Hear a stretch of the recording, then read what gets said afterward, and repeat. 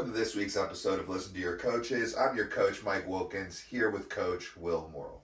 This week we're going to touch on some Brawl in the Berg 23 that happened this past Saturday night. Coach Will's got some Muay Thai stuff to update us on, and you know, that'll get her done. All right, well, let's start off with some Brawl in the Berg 23 style PGH edition. Fight number 1. Tell us about it. Well, hold on. Let's back up real quick. So this was one of the few fights that you weren't at. Nope, I was not at. We had 5 of our fighters compete, all tucked lists.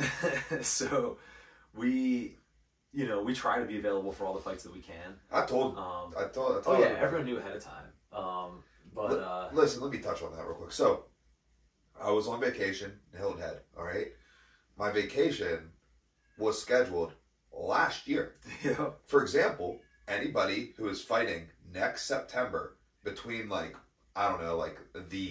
19th through the 26th. Yeah. I'm in Hilton Head. Yeah. You know what I mean? Like we book it a year out, right? Mm-hmm. So it's well known in advance, and hopefully no one's taking a fight on October 5th because I'll be unavailable for that. But those are the breaks. Now with that being said, as you can see, I don't prohibit people from fighting without me, but I also don't blame someone for not wanting to fight without me. Yeah. You know what I mean? Yeah. So the offers it's just aware hey guys, train you through your camp and all that stuff, but I'll be unavailable to corner on certain dates. And we're already at a point where our team is large enough that you and I physically can't corner everyone. Right? Yeah. Even if we're available, sometimes there's fights in different places. Yeah, we've had multiple times now with fights in multiple places. And as time goes on and our team just gets bigger, that's just going to be the name of the game. We're not going to be able to be there all the time. But neither here nor there. We had some fights this weekend. They went well. I wrapped almost all the hands. I think Josh got Joao's wraps done. So I was just furiously wrapping hands the whole time. We also had the first 4 fights of the card. 5 of the first 6. Yeah. So I was like, I have to get this done.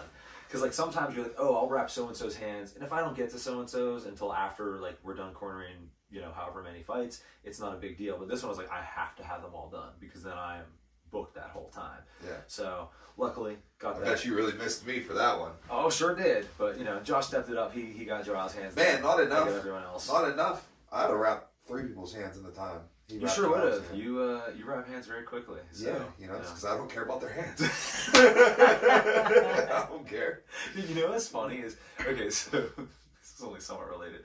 I wrap people's hands differently, right? And especially if I'm short on time, I might remove a layer, or I might be hey, so-and-so likes to grapple more. I'm going to do less, for example, not wrapping the thumb or whatever, but I'll even do less layers on certain people because I'm your hand's small, maybe we're trying to get you into a smaller glove, maybe I just don't think you hit that hard, whatever. And not always, but generally speaking, the smaller guys usually just don't hit as hard, right? Yeah. I'm really glad that I wrapped Zach's hands. We'll talk about that in a minute too. Yeah. But anyway, so yeah, everything went well. Warm-ups went really well. We had our whole squad, going through our system of warming guys up at various times. We had a bunch of guys in the back who could grapple, hold pads, so it worked out really, really smoothly. That's good. So me not being there, I'm actually interested in how the back ran. So basically, I just dictated everything. I was like, Andy, this is how everything has to go, time-wise, and now you're in charge of that. You have to make sure that various people are doing various. So Andy generaled it. Yes. You gave the assignment, and Andy managed. He was the locker room manager. Locker room manager. Exactly. Managed the locker room. I like that. I had Polans helping me with wrapping and holding. I think Will and Max were back there holding some pads for. I forget who had who. It doesn't really matter. It doesn't matter. But so they're all working as warm-up guys. We had Randy and Luke Martin back there to pummel with guys or doing wrestling or whatever they needed. I didn't even see most of the where I was from, to be honest, because I was you're in the corner, and I was in the corner. You were in the corner the entire night. Yeah. So I just left the kid out there and I just run back, walk out with the next guy. Man, that's awesome. Yeah, so that all ran pretty smoothly. Pretty fired. Very good to hear. Man, that's such a good job on that. That's such a good system. Dude, putting people in the right positions. We've built systems over the years, so it's easy to keep definitely that a going. systems people. We are big time systems people. I mean, we have to be, dude. We have how many active fighters do we have? Quite a bit. Yeah, we have quite a bit. I think at least at least 24 minimum. Are you counting Muay Thai fighters? Sure. 40. Yeah, like we. Are you counting Jiu Jitsu players? Maybe not. All right, because then we're breaking. Then we're hundreds. Hundreds, yeah. But anyways, yeah. So that all went smoothly. I guess we should dive into fights then, huh? All right, let's dive in. All right, so first fight, Austin Warman making his amateur debut. Yes. So first thing I should mention is that we had him scheduled for a fight, what, 2 months ago, something like that? Yeah, it would have been on Brawl in the Berg 21.5. Right. Against the guy who kissed the other guy. The guy who kissed Cam. That's who he was supposed to fight. And Austin, in training, got his nose broken badly. Yeah, like shattered. Yeah, it was on the side of his face. Yeah. Yeah. So, unfortunately, within the last at least week or so of this past fight, he got it broken yet again. It was at least the Tuesday before fight week, because it was at my last practice before I went on vacation. Yeah, so... and I was like, dude, we just got to do it. Yeah, so he toughed it out. He was just like, yo, let's do it. He was like, yeah, I said I was going to box, but I think I'm going to wrestle. Yeah. And then he did a lot of boxing, dude. Yeah, and his boxing looked good. His boxing did look good. Obviously, there's, we could get nitpicky and discuss, like, oh, this and this and this could be better. What I was telling him in between rounds was I wanted him to end the exchanges because the other dude was doing a really good job of, like, they're exchanging and landing the last shot. And a lot of times judges, it's not always necessarily their fault, but, like, you can't see everything that's happening all the time. Well, the bottom line, he ended up losing a split decision. Yeah, he lost a very split close decision. fight, right? Very close fight. And I have a big opinion on this. I think he won the fight. I think it was close, but I mean, you want to know I'm what biased, I think? But I think he won. You want to know what I think lost him the fight? That he didn't land last in the No, his mouthpiece. Oh yeah, yes. I think his mouthpiece lost him the fight. Yeah, mouthpiece coming out is a bad visual. This is the last time that we are, like, I guess it's just a learning process. Things you take for granted. Having a large team now, I'm not getting as much like individual attention per athlete to like notice it's also these things. One of those things. But I've been noticing it for like I've been like harping on people like to get better mouthpieces, right? It's the only piece of safety equipment you got in there aside from your cup, right? It's the most important piece of safety equipment you have. Yep. Right? Don't go to like Dick's and buy like a $15 boil and bite. Like, spend the money, get a good form-fitted mouthpiece. You can get them for like $100. Yeah. I swear we talked about it before. Probably, but that's it. No one's fighting again. No one's allowed to fight without a solid combat sport mouthpiece. I'm glad you brought this up because not only safety-wise is it like really important. I've used this as an example. I was like, guys, if your mouthpiece is falling out, that's going to look bad. It's going to look bad. And here we are. It's like I spoke it into existence. I've had multiple fighters, like, I usually address... Typically, it gets addressed in a one-on-one fashion, so I hadn't noticed that Austin lacked a quality mouthpiece. But I noticed some other people in the cartoon because I'm watching these fights. I'm watching them I'm on vacation, so I got them pulled up on the app, and I'm watching it. And I also noticed Zach has a crappy mouthpiece because you can see it come out, and they like chew on it, and you're like, that shouldn't be possible. Yeah. Like, if you have a good mouthpiece... He had, like, half in, half out his mouth when he was on his walkout. Yep. Like, you know what I mean? Like... That again, like, if you have a quality mouthpiece, when it's in, it should be hard to pull out. Like, I've had times where I couldn't get it, and I had to, like, get some, like, water in there. Okay, now I can pop it out, Also, something else, like, for you young amateurs, maybe Austin, hopefully you're listening, it should be a little thicker in the back than the front. That way it leaves just a tiny bit of a gap so you can, like, breathe a little easier. Not that you should only be breathing through your mouth, but, like... Well, it's part of the game. If you just, go to Impact, Mouthpiece Guy, Gladiator, they all do these really good mouthpieces, right? They're going to send you a tray with some putty. You mix the putty up. You create a form in your mouth.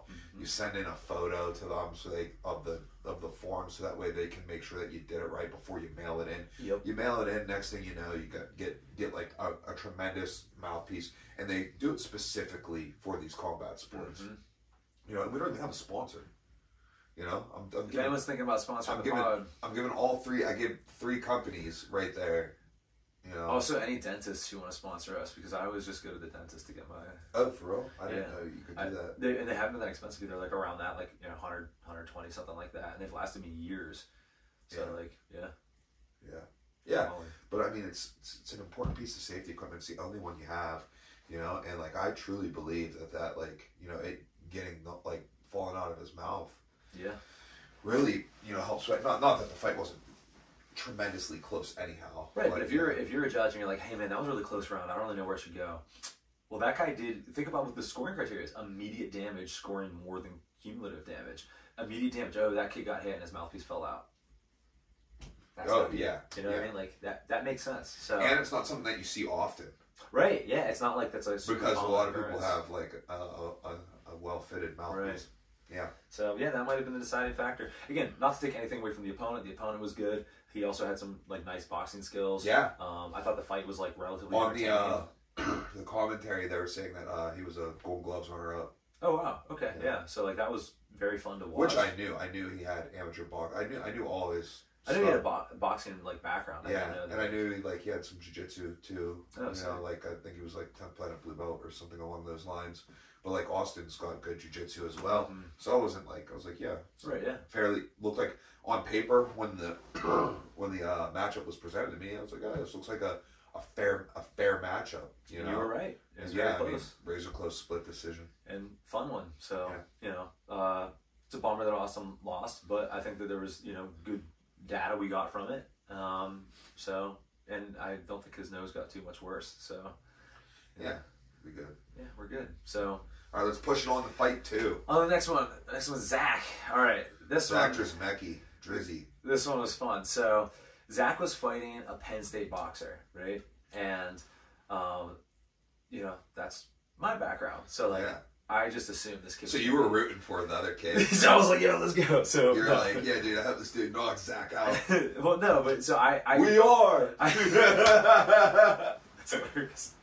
But I assumed this kid was going to be a good boxer, and I kind of had an idea of what his style was going to be like. Being an amateur boxer, great in and out motion. He looked.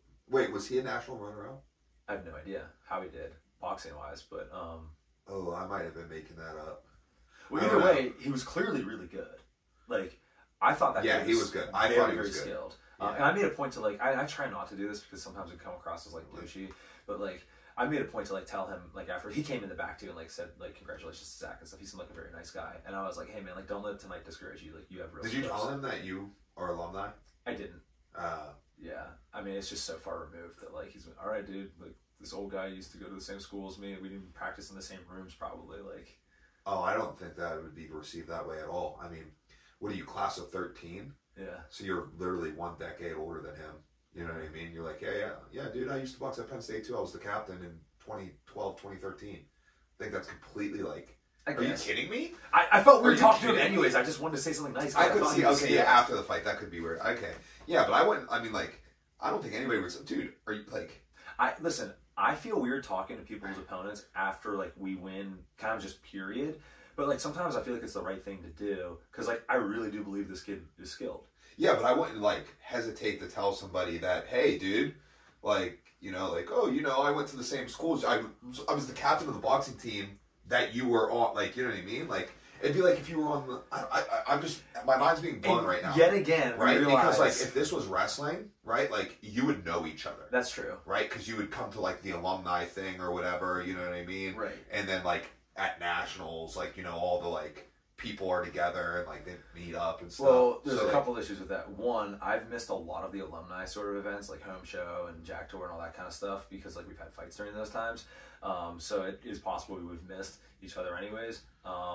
Right, but, like, it doesn't matter. Well, it brings me to my second point. Again, there's a reason why, like, you open the show, why you're, like, you walk first when we walk out for fights. Like, I'm introverted. I don't talk to people. The fact I even said anything to this kid is crazy to me. Like, in hindsight, I'm like, why did I say anything?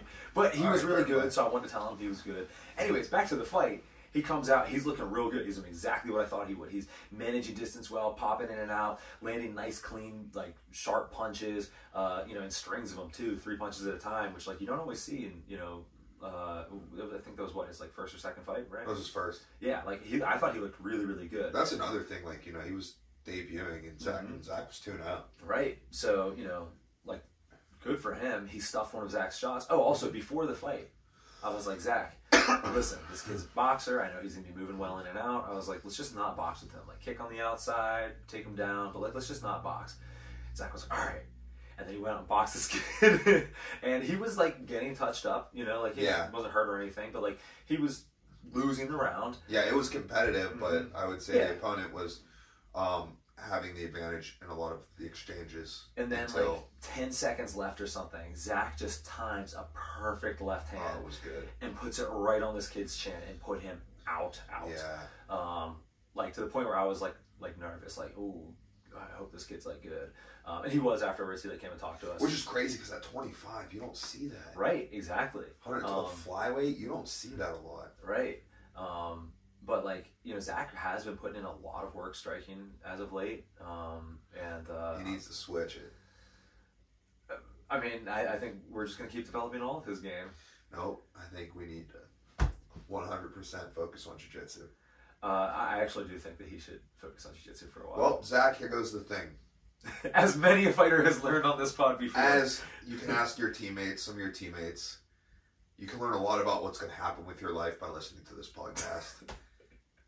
And you're going to be focused on some jiu-jitsu here in the immediate future. But actually, you know, like I think Zach needs to step on the gas and fight soon. I agree. Soon.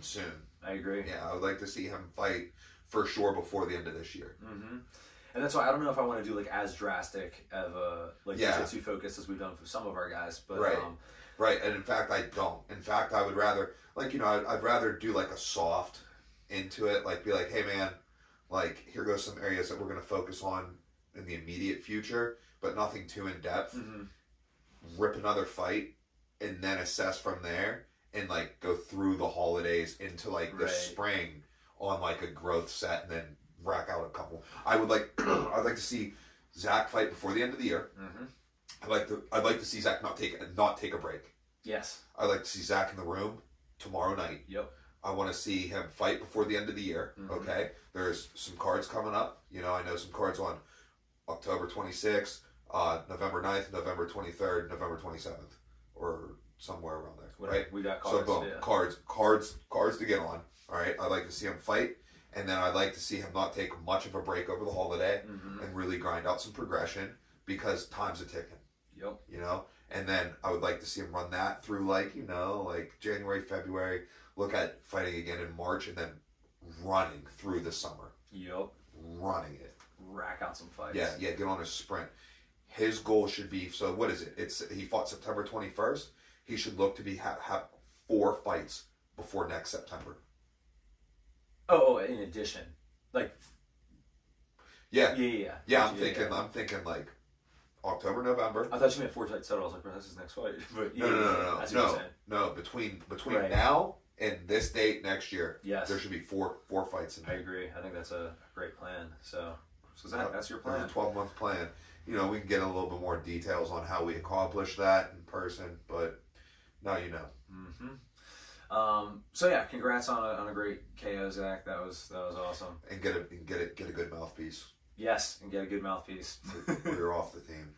All right. Should we get into Joao? Joao. Yeah. All right. So Joao, primarily a striker. Primarily a striker, got really pushed onto the cage in this fight. Well, and the other thing is that I was surprised. I wasn't super surprised. I thought this was going to be a striking matchup because his opponent had some struggles on the ground. So I'd assume his opponent would want to keep it standing. Oh, as the fight progressed. Yeah, I was not as the fight progressed. Just initially. In general, I was like, okay, this dude must be a striker because he had some losses on the ground. Oh, see, I forgot about that. Right? So I was like, oh, he must be a striker, you know? And then he, like, one strike into, like, rush clinch cage work. Yeah. And I was like, this is not what I expected. I expected this to be a striking fight because I thought both guys would be like, yeah, dudes, this is basically entertainment. Kickboxing. Yeah, exactly. Yeah. And it was the exact opposite. That's what I'd hoped for. There was no striking. But it ended up into a wall wrestling battle, which I think was good for Joao's development. Development. That, and also another thing that I think that was important is, you know, I don't think Joao thought that the fight was going to go like that either. I don't think so. Yeah. I think he thought that his opponent was going to try to strike with him. I can see that. Through conversations I had, because I don't want to like say too much about nothing because, you know, a little something. But you know, I mean, I'll put it out there. Joao wants to run this fight right back. Yeah. Right? He won this fight by split decision. It was a razor close split decision. And I agree, like, it was, dude, if he would have lost the fight, I wouldn't have fought it, but I do think he won. Yeah, I mean, I think he won too, but I think if you said that he lost, I wouldn't even like try to argue with you. Yeah, no, 100% not. Yeah, it was definitely close. I mean, I think the deciding factor was that he had his back in the third, and then when he was reversed, it was just in a guard, and it was an offensive guard. Right. But it was the end of the round. Yep. So I wouldn't have argued that. So razor close. So like, man, they should run that fight back. They should fight immediately. Yes. They should fight. So about it. Yeah. And again, I think that was really good for Joao's development to see that, like, hey, dude, you can wrestle for, like, hard for a whole fight and, like, you know, obviously still, like, not, like, be completely exhausted. And also I think it's important for him to realize, like, dude, you have wrestling skills. You know what I mean? Like, you legitimately know what you're doing here and, like, you know, can make it work. So I think that was important for him. The big thing I told him before this fight is I was like, hey, man, we're going to get a fast start here. You know, because sometimes Joao likes to... Slow start and build and build and build. And, like, one of his Muay Thai fights, he, like, lost the first round, won the second half of the second round, and then dominated this dude in the third, which, like, it's rare that amateurs can do that and, like, build like that. Yeah. But it doesn't work in amateur fighting because it's just so short time. So if you get behind, you know, 2 rounds, but you're building momentum, you don't have more rounds to go. And those rounds are short time, too. So, like, you know, it is what it is. But, yeah, no, I thought that because the pace was kind of forced on him, that, you know, supports what we told him, is like, hey, we got to get a fast start on this. And, again, just the experience of all that wall wrestling. So, you know, overall, I'm pretty happy with it. Like you said, I think he texted us, what, like, the next morning or something? And was like, hey, I want to run that back. I think that was this morning. Maybe it was this morning. It was this morning. But... like, yeah, he's all about it. Yeah, no, I hope that fight goes right back. I think we need to see rounds 4, 5, and 6. Yeah, I would love to. I thought, and there's another thing. I thought that kid was, like, you know, pretty good. He, I don't know how he makes weight, because Joao, I think, is, like, relatively big for 35, and that kid was, like, taller and, like, thicker than him.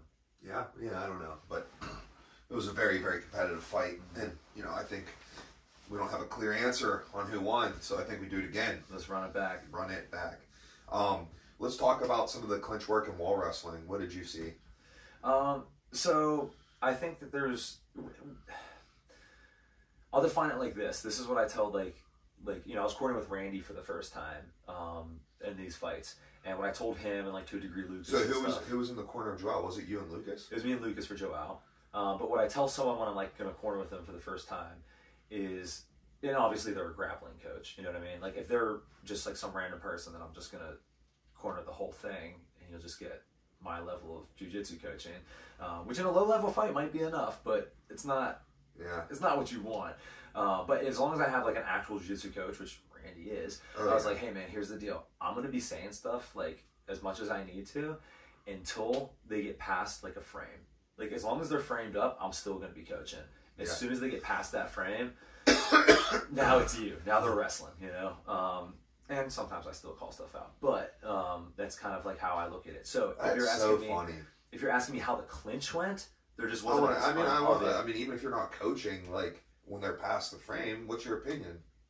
Oh, I still did coach. I'm just saying that's what I tell, like, them. I'm like, that's what I need you to turn on. You know what I mean? Oh, right. Not that I'm still not going to be like, hey, pass that leg, split, you know, whatever. But do you have dialogue with other corner when you corner without me? Do you have dialogue with the corner? Yeah. Like during the fight? Yeah. So for example, maybe we can. Well, I mean, I guess we can talk about this one specific thing. Anthony's fight, I thought the kid just had him body locked, and he was, or maybe it wasn't that position. I forget what it was, but I thought that he could take his arm out and strike. And I was like, oh, pull that arm out. And Lucas was like, I don't know if I agree with that. And then, like, I got a closer look, like they turned, or I saw around the, you know, the fence or whatever. And I think the kid was going for a Kimura, or like something along those lines. You know what I mean? I was like, oh no, like I was wrong. Yeah, like was it Joao's fight? No, I think it was whenever he was in on the single and the guy was like reaching over like Kimura trap-ish, but didn't quite get it. No, I wasn't super concerned about that. The only thing I think I said, I was super concerned about it because there was something incredibly easy to take advantage of right there for Joao. Yeah, wide open gap. Oh, okay. I think I know what you're talking about. I meant defensively. I wasn't concerned because I didn't think he like had it in a bad spot. Right. I knew you meant defensively. Yeah, that's what I'm saying. Offensively, I'm there. It's driving me crazy. The only thing that I think I told him, like, someone tell him this, is when he started to get his hand pulled out, I said, grab your own shorts, just to like pause it for a moment. You know what I mean?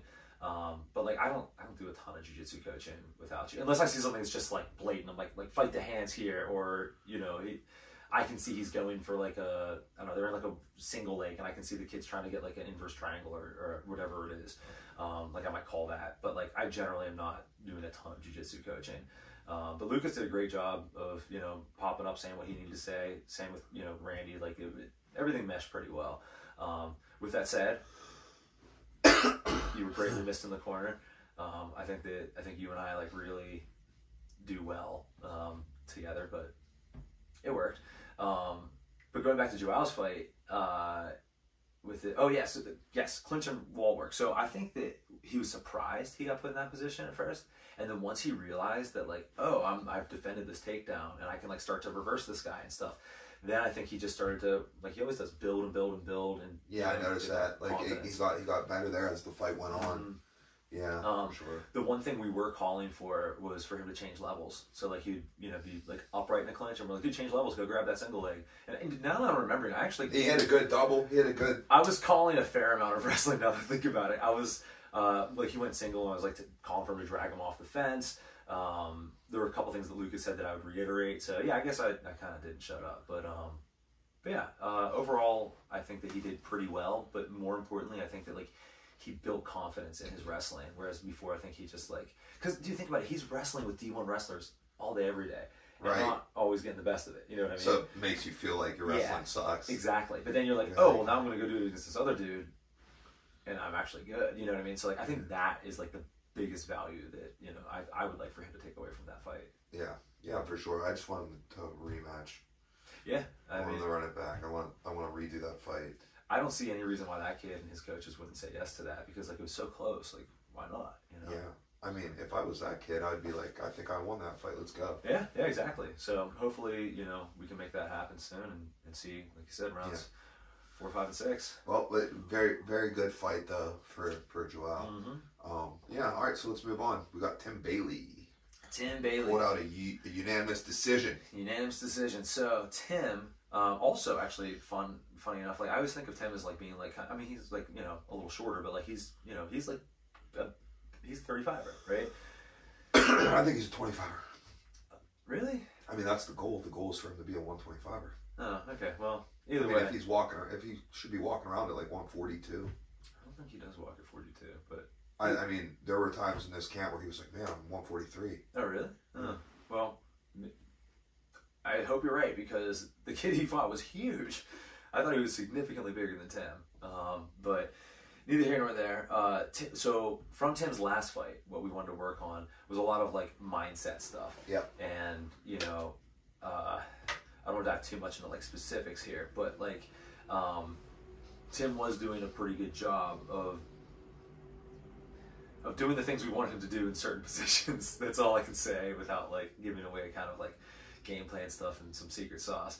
But his striking just looked incredible, man. Yeah, dude, he looked great. He looked like he was feeling himself. That kick was just so mean. Was smacking that kick. And I was really glad too, because that's one of the things I told him right beforehand. I said, hey, I want you to get your body kicks off, and especially that left body kick. The left body kick. Sending it. Because, dude, he stops guys in practice with that. Like, I don't want to say like often, but like, it's not uncommon. And like on pads, it feels super slick, and like we were working on a couple of very specific setups for that kick leading up to this fight. And I wanted to see him throw more than one strike at a time, which he did. I wanted to see him like control position, standing up and strike, which he did. I obviously, want to see a little bit more anti-wrestling and defensive wrestling, and we have obviously some specific things that we can address there. But like other than those positions where he was kind of like held, on bottom, he just dominated the stand-up fully. So, that was great. Obviously, did he hit a nice sweep? Oh, he sure did. Clinch, yeah. He sure did. Yeah, and I tell this to everyone, like, because when people first start learning clinch, they don't like it. Yeah. Yeah. You know what I mean? Like, no one likes it initially. It's uncomfortable. It kind of sucks. You're really limited in what you can do. And then if you stick around long enough, it's a feel thing. Because, like, I could teach you 90% of what you need to know in the clinch in, like, a couple hours. Yeah. But, like, eventually when you put in the time, you develop that feel. Time and position. Exactly. And I know someone has that feel when they start alternating their sweeps and their knees really well and, like, sweeping guys at a high percentage. And Tim, like, I don't know how long ago it was, you know, about the time, but let's just call it like 4 months ago or whatever. I just saw it click. There was just one practice where he just started sweeping everyone. And Tim has a specific thing he does with his sweep. Again, I don't want to say and give it away, but, like, he just gets everyone with it. And as soon as I saw him, like, getting in the clinch and moving around a little bit, I was like, this kid's going to go down from this for sure. So I was happy that he hit that. Again, the striking, I was just, like, really fired up about. I just want to see more time striking. And, you know, I'm sure you saw some things that you're going to clean up with him so that we can make that happen. Yeah, for sure.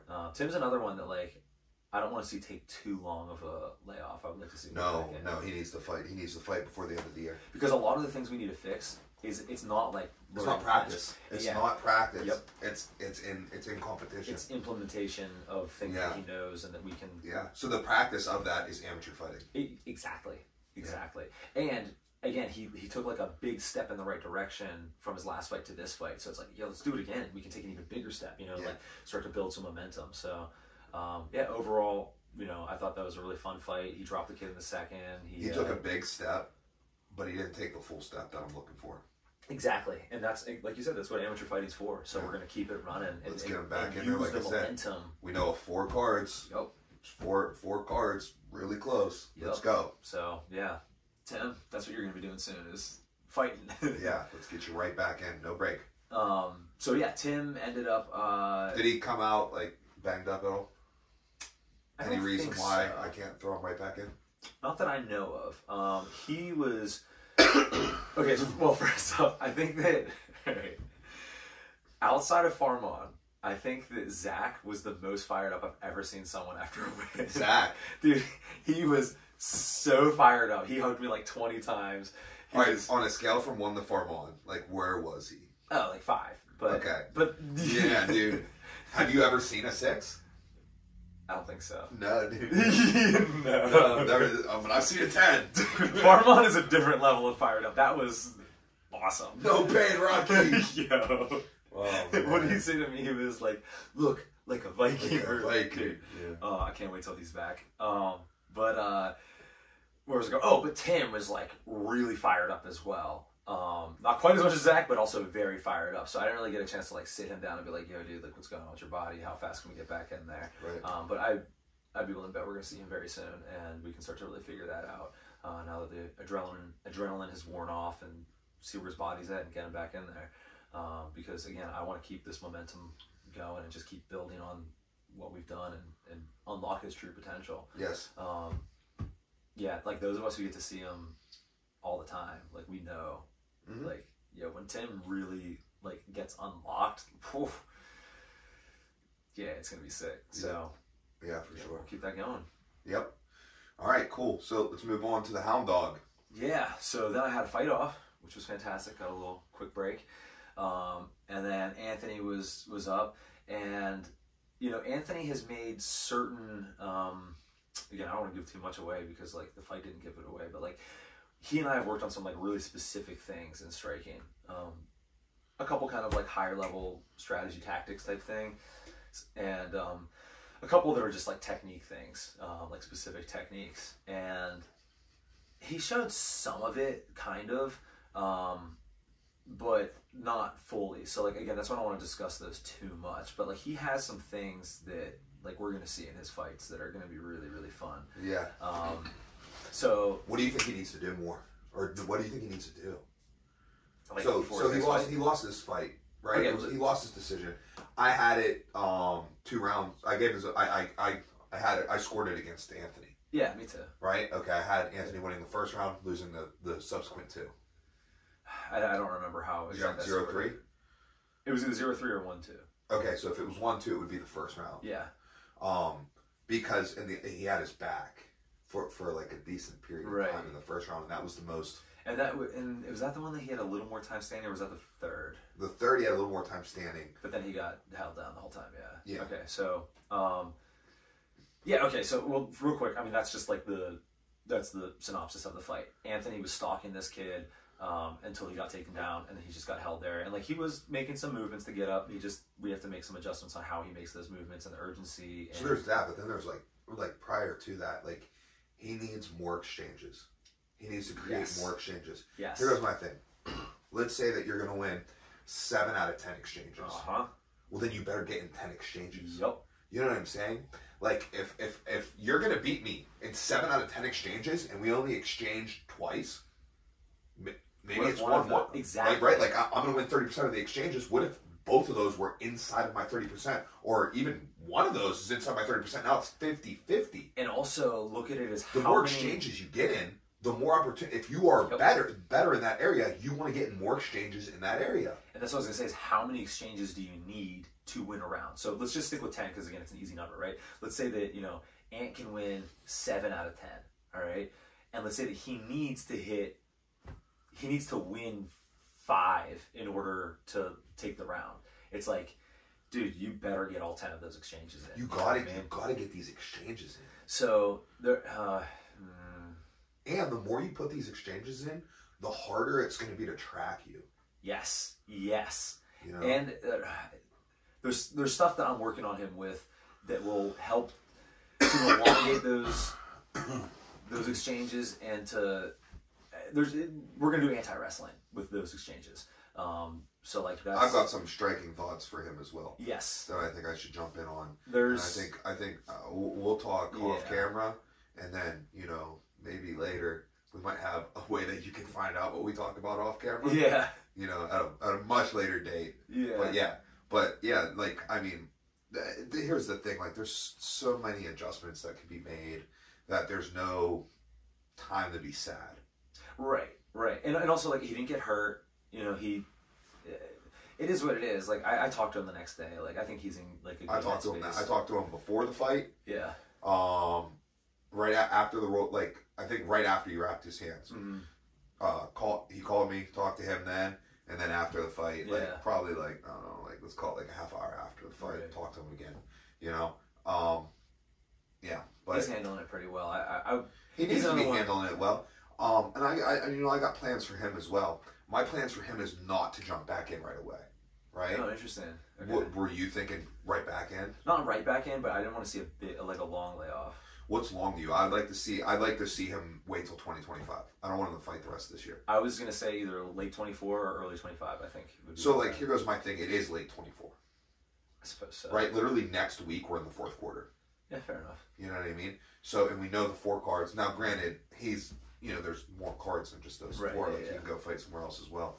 But I would like, for him, I'm thinking, like, man, ideally, because I think there are some areas in which we can gain some skills. Yeah. So I'm kind of feeling February. Fair enough. The only reason I'm saying February is because no one likes fighting in January, because Christmas is part of your camp. Yeah, dude. Yeah.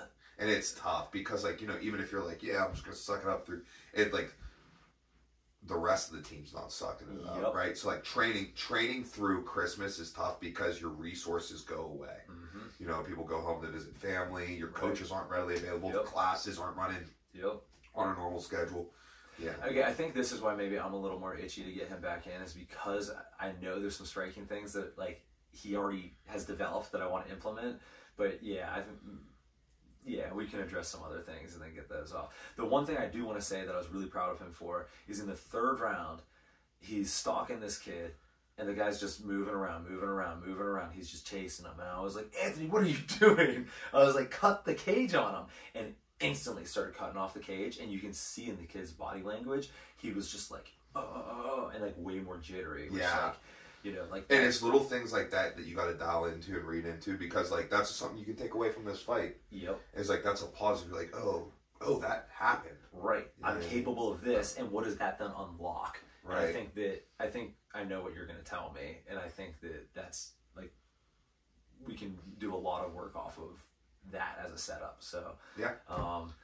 Yeah, I mean, Ant's very talented. I think it's another one of those things where we just got to make some adjustments and build some skills in a couple areas. Yeah, 100%. Cool. So, yeah. So that wrapped up the stout guys. So I missed a large majority of the fights. Like I said, I was on vacation, and I called up Hunter. I said, Hunter, listen, I need the boys to fight 1 through 4, all right? And then I need you to throw another fight in there for bath time, okay? Then we're going to come back out. Hound Dog's going to run it, and I need to get this over with early because I got to put them to bed. And that takes some time on vacation because they're all riled up from the beach. We've been eating candy all day. We got no rolls on vacation. So Hunter hooked it up for me, set that fight order exactly how I needed it. So I missed a lot, but guess what? Bedtime ended just in time. Both of them snoring, snoozing. Well, Ivy only for a little bit before she woke up in the middle of the night. She's going through a sleep regression. Oh, yeah, so she's up every night from like midnight to 3. Yeah, dude, it's rough. I just like lay there on the couch or on the actually living room floor, and I'm just like, yeah, you're gonna do what you do. Yeah, just let her crawl around. But anyhow, so came back just in time for the walkout. Ryan Cafaro and Justin Patton. Can I talk about Khama first? Oh yeah, I missed Khama's fight. Yeah, so Khama, I mean, he lost unfortunately, but like I was talking with Warren about it while he was fighting. Like, I'm just constantly impressed with Khama that he is the last guy of like your generation. Dude, that was his 31st pro MMA fight. Dude, and even though like going into the 3rd round, I was like, I think he's losing. At no point was I like he can't win. Oh you yeah. know what I mean, he's dangerous always. You know what I mean? Yeah. And also like, dude, this is gonna have to be a story for another time. But like, actually, yeah, we should do this another time. Like, just like how I met Khama, like who he is as a person is just like awesome. You know what I mean? Yeah, dude, do you remember where I met him? No. It was in Vegas. Oh, at the Ultimate Fighter Trials. Story for another time. Yeah, dude. We thought for sure he was getting. I was like, dude, these producers are messing up by not taking him. Yeah. He is so entertaining. They messed up. But yeah, I mean, that's really what it comes down to, dude. Shout out to Khama just for like the longevity, the love of the game, and the fact that he is legitimately dangerous the whole time. And you can't see that. He's legitimately. And dude, at the end of the fight, he finishes the fight just from the top, right? Even last 10 seconds, I was like, maybe he'll put him out here, you know what I mean? And like, yeah. So I did see, like, I didn't get to watch all the fight because, like, I'm doing things, right? Yeah, but I'm like peeking over and stuff. And I saw he was like, getting taken down fairly often. And one of the things is like, so he's like latching onto this guillotine, which I know he has a legitimate guillotine. He put out Luis Pena in the UFC with it, and I think that like. He's like, the past success is like maybe causing him to hold on to something that might not be the best idea to hold on to, right? Like use it to take the top position because when you're getting the cross side, although it is, possible, right? As we see with Dempsey, it's just not likely. What? I have to tell you off pod. Never mind. Okay, so yeah, it's just like not likely or whatever. But he did use it to get to the top, just like. Little too late, finishes off elbow on top, and I saw like Khama saying somewhere, he was like, yeah, I was just like a little delayed, just like getting things a little late or whatever. But like here's the thing, like he's the most vet of all the vets, like he's always gonna be in it, like he'll never not be dangerous. Yeah, dude. Yeah, I love watching him fight. Yeah, dude, he's the man. All right, main event. Oh, main event. Yeah, so I get there just in time. I'm super fired up for this fight. First off, I think incredibly highly of Justin Patton. Just got to roll with him 2 Mondays ago, right? So I was rolling with him a couple Mondays ago. I was like, damn, dude, this grappling's super good. You know what I mean? Ryan Cafaro, obviously, I've known of him forever. He did fight in Pittsburgh before. I think. Maybe not. Yeah. Why do I feel like he fought for... He was at least here cornering Zach Grossman. For a fight. Okay, gotcha. Maybe he didn't fight in Pittsburgh. But whatever. I've known of him for a while. Yeah. And I know he's really good. I watched him fight. He was the main event when Hound Dog won his amateur title for Art of War. Okay. And stuff. So, like, I've been familiar with him forever. So I was really excited for that fight. And it started off great, dude. It was going to be such a great fight. Until, like, the incidental eye poke, which is such, like, such a bummer. It's such a bummer, And here goes the thing, like, I know about eye pokes. So, in my entire career, right, from very first amateur fight to very last pro fight, I committed one foul. one foul. I poked Mike Pope in the eye, right? Oh. Yeah, I poked him in the eye. And, like, I don't remember exactly how we were doing it. Like you know, like, we were, like, clearing off on a clinch or whatever. Like, something that, like, it's not like I'm, like, reaching the poke. Right. Like, it's something that, like, it was a wrestling position. Yeah, exactly. Right? And it's like, yeah, this would have, if we were wrestling without MMA gloves, you would have been poked in the eye as well. Right. Right? It's just like one of those things got poked in the eye. I thought you were going to say that time that you held the fence, but... Yeah, I did, but I didn't. You didn't, and I didn't hold the fence. The guy just made up a rule. Made up a rule. It's one of the few times I've ever, like, popped off. Made up a rule. I can't hold onto a fence with my hands on the vinyl post. Dude, like, yeah. Like, I can't thread through and then he goes, a ring post. Then he goes, all right, you're going to start in bottom half. I was like, where in the rules does it say that you just do that? Yeah, like, that was crazy. That's the only time I've Let's move off that. Let's move off that. Sorry. So I poked Mike Pope in the eye, and the ref, and he's like, and the ref's like, keep going. And I'm like, dude, I can't. Yeah. I was like, and I like showed the ref. I was like this deep, right? Like completely accident. Right. Like, yeah. You know what I mean? Like, I think if you can poke someone in the eye on purpose, that's pretty impressive. Like, you know what I mean? Like, I don't think I could do it on purpose. Yeah. Right? It's like, you know, it's like when you make like a pull shot, like off of like some crazy thing. Right. Like, it was just some jump, right? Yeah. Just like you smash, and like, you're like, oh, like you couldn't do that on purpose. That's a great analogy. You know, like that's how eye pokes are. Like, I wouldn't be able to, like, if we're fighting, and I'm like trying to, I wouldn't be able to do it on purpose. Yeah. It has to be an accident. Yeah. That's hilarious. So, but incredibly unfortunate. I haven't really spoken to anybody to the severity, but. I talked to a couple guys today who have spoken. So I talked to Britt, who spoke with Carly, and I talked to Lucas, who heard directly from Patton, and like he is probably going to be okay. Like it's moving in the right direction.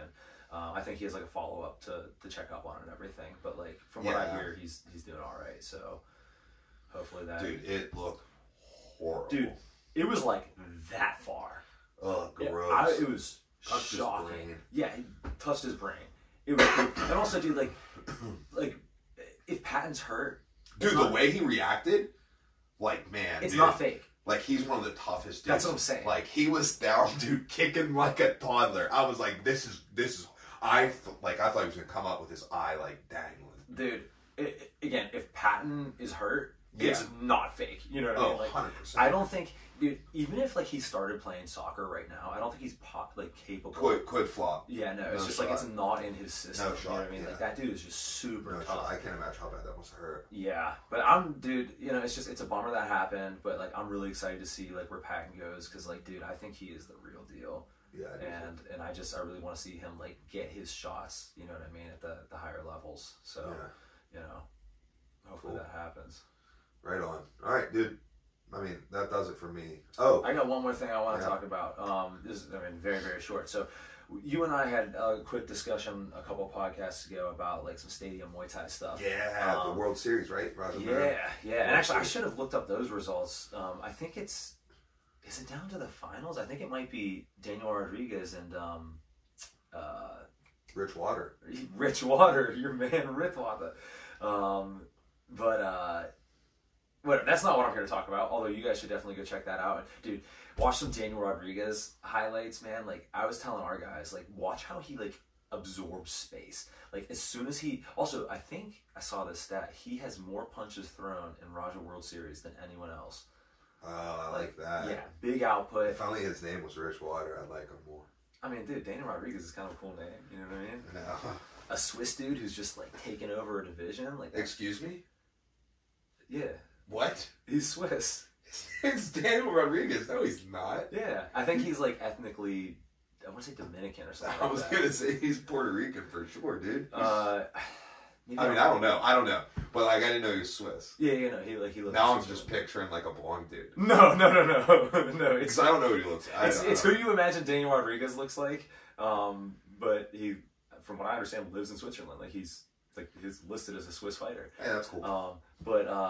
And I think he's like, I want to say he's like the 13th non-Thai fighter to win a Raja champion. Like it's incredible. But when you watch him fight, dude, what I've noticed is he just eats space, and sometimes he does get hit from it. But like the way he keeps pressure on guys is just like next level, and I'm really excited to see how that goes with our man Rich Water, because Rich Water, we know he can just sit on some punches and put some heat on it, put guys out, which is crazy too, because like I've trained next to this dude and like seen him, like he's like boxing.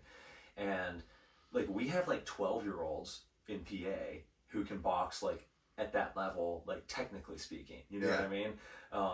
But like he's got that fight experience. He just puts it together. But anyways, that's not what I'm here to talk about. What are you here to talk about? You guys should definitely check that out. Actually, that can't be what we're talking about, because I'm just trying to like get our guys a little bit invested in the same way that you want them watching some jiu-jitsu. I want them to watch some like real high-level Muay Thai, because you're going to see some stuff. We got to talk some jiu-jitsu. Go. Okay, let me finish this up and then we'll get into jiu-jitsu. But the big news is that kid that I was telling you about, Kunsuiklek, who was on a 41 fight win streak, which is just like unheard of in the stadiums, right? Because like it's like going undefeated in wrestling. Yeah. Like you're going against the best guys all the time. Like it's pretty hard to make that happen, you know. And for him to go 41 fights, and then he fought this Japanese kid who knocked him out, took his title. Well, they rematched. Kunsuiklek got it back. Brought the title. There's also a fun fact about Kunsuiklek. Like, he has a twin brother. They look exactly the same. So dude, you know what the craziest thing about that is? Is so for 17 of those 41 fights, it was actually his It's a combined record. Can you believe it? Like, because that's the thing. Like, they kept swapping in and out, and that's why he like wasn't taking as much accumulative damage.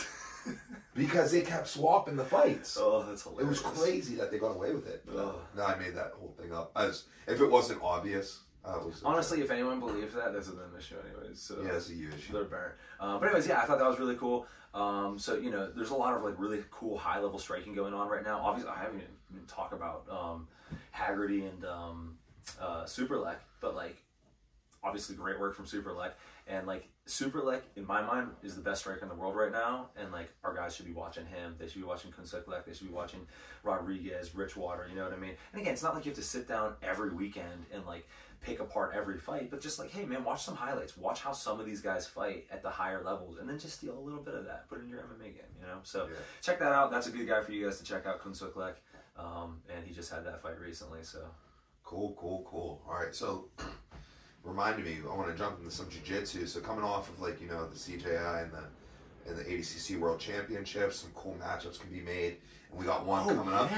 UFC Fight Pass Invitational, early October. I'm going to blow the date on it right now. Maybe like the 13th or something. I don't know. But early October, Nicky Rodriguez versus Michael Pixley. So Michael Pixley, currently well known for taking out Marigali. You know, two wizard kick Uchimata throws. Into a Darce choke. Really great ADCC World Championships. I know of Michael Pixley because he's a Fargo champ and a Division II NCAA wrestling champion. And I've watched him throughout some like belt level progression. I've seen him at Nogi Worlds at blue belt and then also at purple belt. That might have been Pans at purple belt, though, I'm not quite sure. But regardless, you know, that's going to be very interesting. And now that's at the UFC Fight Pass Invitational. Now here goes the problem with that. Traditionally, meaning every single time it's been put on, the UFC Fight Pass Invitational is held on a stage. Meaning, so... Yeah, a raised platform stage. So like, they build a stage, say like, you know, like table height in the air, and they put the mats on it, which is great for visual. Right? So it's just like a big boxing ring without the ropes, right? It's great for visual. Nothing's blocking your view.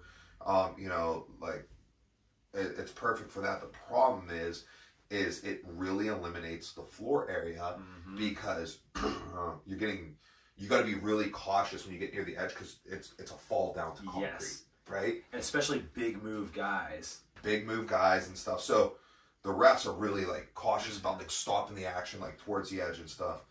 So the matchup gets announced, and I'm like, dude, I'm really excited to see this matchup. I'm really looking forward to the wrestling exchanges between these two, and I really hope that the elevated stage doesn't like, you know, play a damper on that. Now, where were you wondering this? Where were you wondering this? On Instagram. Okay. Right? And then the homie, Claudia Godea, hits me up, right? Personally, directly. No, she just replied to my comment. I mean, it is a direct reply to your comment. Yeah, she straight up hit the line, was like, Mike, don't worry about it. It's not going to be on an elevated stage. All right? My man, Mason Fowler, right? Mason Fowler, UFC Fight Invitational veteran, ADCC World Championship veteran, Trials champion, was probably, in my opinion, would have been my 3 pick for the CJI this year, but he had to withdraw with an injury. Is like, is it going to be in the alley, like the pit type thing? And she says, even better. So we're going to have to wait to see what that is, but I'm really excited. And most importantly, like, here goes things that would be an improvement for me. The first thing that would be an improvement for me is if they just got rid of the stage. Just put it down on the ground. Big mat. Yeah, put it down on the ground, like a wrestling mat. Yep. You know what I mean? That's fine with me. Yeah. You know what I mean? Yeah, we're going to get some boundary stuff, but the boundary doesn't feel as severe. Right. So you're going to... like you can let them get a little crazier closer. Also, just have a really big mat. Yeah. You know, I mean, like, literally, like, we're worried about, like, what we're want to see in this is, like, their wrestling exchanges. Yes. Right? Do it just like a wrestling match then. Right? Yeah. Like I want to see the jiu-jitsu. Right, of course. But, like, you know, like, just use a big mat. Yeah. You know? And we'll be good. A pit type, alley type thing would be cool, too. I am hoping that they do not put it in the cage. That was my first thought. I was like, I bet they put it in a cage. I really hope they do not put it in the cage. However, I just don't want to turn into cage wrestling. Because I think people think that's a step up in jiu-jitsu. It's not, and that's why the alley. It's not. That's why the alley is so innovative and so awesome, because it doesn't allow the stalling that you can get. Like, no, I don't even say stalling, but like the slowness you can get from cage wrestling, which is a beautiful thing, but like it can be slow, and that's not what you want. And these guys aren't, you know, they're not MMA fighters, yes. Right? So they're not dedicating a large portion of their time to competing in that environment with the cage, right? The majority of their entire development has been open mat development, like an open mat, like no barrier, not even an alley barrier, right? Yeah, right? Nothing. Yeah, nothing. I do think the best surface for like a jiu-jitsu or a grappling match is just like a large mat, and like, you know, it just comes with like, yeah, there's out of bounds, right? If you want to penalize the out of bounds, that's cool. Like, we can do it like freestyle wrestling. Like, okay, there's a step out point, whatever. But I don't think there's going to be that. If you use a large enough mat, there's not going to be that many resets that it's going to really take away from it. You know what I mean? Yeah. So I really hope they just do like a huge mat. Yeah, I do prefer the alley, but I totally agree that a giant mat like fixes most of those problems. I mean, I prefer the alley over the cage. I'm saying I prefer the alley over everything I've seen so far. Yeah, just not the flat mat. It's just like, you know, like I don't want there to be like a surface that helps, you know, somebody, right? Like I don't want that. Yeah, I think for me the reason I do like it is because it only helps. It rewards offense. You know what I mean? Whereas the cage, that's just not true. But like, you know, I get how some people might think that. Well, how does it not? I mean, it's just a way to strategize. But okay, so. You know, offensive guy backs the other guy up to a cage wall. Yeah. That helps the defensive guy stay up, right? Right. In the alley, it helps the offensive guy to get the takedown. I mean, you can think that. Is that not how it works, though? That is not how it works. Really? Let's say I want to put you're a boxer. I want to put you in a corner. Yeah. I'm having a hard time in this big ring. Put like cornering you off. Yeah. What's a good strategy to get you there then? Maybe I back up, then I turn you. Now you're in the corner, and I didn't have to use. You were faster than me. Yeah. I wasn't able to when we're in open ring. I wasn't able to narrow you down. Use your space. So I backed you into where there's less space. We make the turn. Now I got you in the corner, right? Like, so yeah, it's not rewarding the offensive person unless you're considering that offense. I would. You would consider, okay, then that's fine. I guess not the backing up, but as soon as you turn, now it's offense, and now it does reward you in a way that a cage wouldn't. Yeah, but it disincentivizes. So like, here goes the thing. It's counter off. Then everything's offense. Then backing up's offense. Then so there's no point in there being a barrier. Also, I would argue that it's significantly easier to cut the cage than it is to back up and pivot a guy. But all right, so here goes what happened. We're back. We had a little technical difficulty, and we didn't know until, you know, after we thought we were finished recording. So I walk up to the phone. It's not recording. Ran out of storage. Okay, deleted something improperly. Right, I deleted the last 2 episodes improperly, so they went straight to the recently deleted. So they did not fully delete. Right, so ran out of storage, but we got that fixed up. So basically, where we left off at was talking about like the alley versus the cage and versus the open mat. And what we came to an agreement on is the goal is for the action to happen in the open mat. That's why we want the barrier to be of consequence. We don't think the cage truly gives the right consequence because it can be used too much to help you when your back's on it. Whereas a 45-degree wall definitely certainly does have consequence, and a step-up point also has a consequence. But again, it's the consequence that we want, right? Because we want the action to not involve that. It'd be ideal if it doesn't touch that area at all. That way we're getting the full action. So, you know, whatever that is, you know, whether it be a large mat and you just suck it up with some restarts. If the mat's big enough, there's not going to be that many restarts. Yeah, and if you do get pushed off a massive mat, like, that's got to be stolen. You know what I mean? So, like, so, yeah, there's that. We also talked about ways to make MMA more entertaining, and we had some really great ideas. But I guess that's going to have to be for another time, right? Another sport, another time. All right, there it is. All right, so slide it out. That's another episode of Listen to Your Coaches, and we'll catch you guys next time.